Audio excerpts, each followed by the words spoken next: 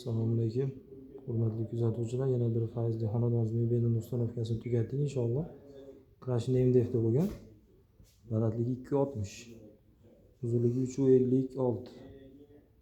Hop, har doimgidek. Hop, mo'ykasi.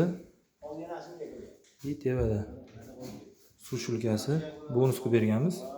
Krashni MDF da tayyorlangan. Mashina-mashinalari vakuum. Eng asosiysi bu yerda stoli ham bor.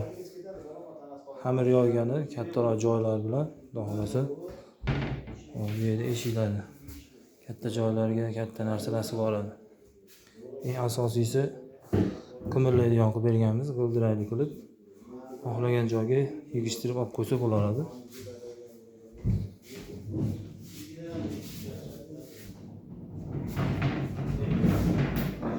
Kimga shunday xizmatlar kerak bo'lsa, pastda nomerlar qoldiramiz, aloqaga chiqa olasizlar.